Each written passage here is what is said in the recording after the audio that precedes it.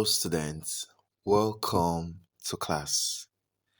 Today, I will be talking about sorts. So, here are the learning objectives. We'll be defining the term sorts, we'll list and explain the various types of sorts, and then we'll talk about how we can prepare sorts. So, let's start with the definition of sort. When you hear the word sort, what comes to your mind? I know what will come to your mind will be your common table salt or sodium chloride. However, in scientific language, salt means more than just sodium chloride. So, in science, salt refers to a chemical compound formed by replacing the hydrogen ions in an acid with metallic or ammonium ions. It is the only product formed beside water when an acid reacts with a base. So you take note of that. Here are the types of salts. We have normal salts, acid salts, basic salts, double salts, as well as complex salts. So we'll be starting with the meaning of a normal salt. Normal salts are formed when all the replaceable hydrogen ion in an acid have been completely replaced by either a metallic ion or an ammonium ion. So you can see they are actually salts that are formed by acids that are monobasic, that contains only one replaceable hydrogen ion.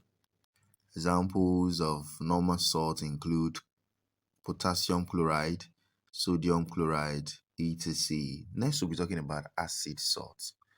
This is a salt formed when the replaceable hydrogen ions in an acid are only partially replaced by metallic ions. They are produced only by acids containing more than one replaceable hydrogen ion. Note that acids with two replaceable hydrogen ions can form only one acid salt, while acids with three replaceable hydrogen ions can form two different acid salts. So let's talk about basic salts. Basic salts contain the hydroxide ion. They occur when there's an insufficient supply of acid, which is needed for the complete neutralization of the base. Basic salts, they have basic properties. As such, when dissolved in water, they turn red litmus paper blue. Examples of basic salts is what you can see on your screen. We have magnesium hydroxychloride. Next, we'll be talking about double salt. Double salts are salts which ionize to produce three different types of ions in solution. Usually, two of these ions are positively charged, while the other is negatively charged. Example includes potassium aluminium tetraoxosulfate 6 duodecahydrate, also known as potassium alum. We also have chromium alum. So next we'll be looking at complex salts. Complex salts are formed by mixing together two simple salts. These salts are characterized by the formation of a new ion called a complex ion, which displays characteristics properties of its own both in the solid state and in the aqueous form. So examples of complex salts is what you can see on your screen. So next we'll be talking about preparation of salts. The method chosen in preparing a particular salt is dependent on 1. Its solubility in water, and 2. Its stability to heat. So let's look at the various methods we can use in preparing salts. So firstly, we'll be talking about how to prepare soluble salts. Sodium salts, potassium salts, as well as ammonium salts are usually prepared by neutralization of acids with alkalis.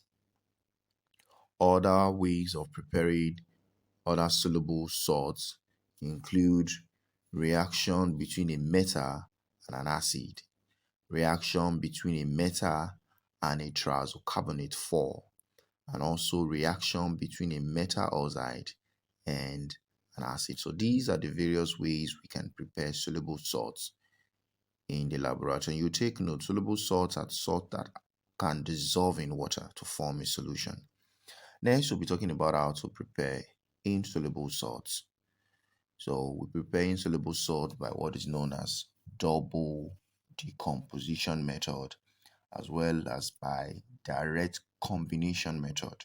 That's by direct combination of the constituent elements that make up the salt. So examples of salts that can actually be prepared by double decomposition method are silver chloride as well as calcium tetrasulfate 6 salts. Also, some metallic salts, such as chlorides as well as sulfides, may be prepared by the direct combination of the elements which make up the salt.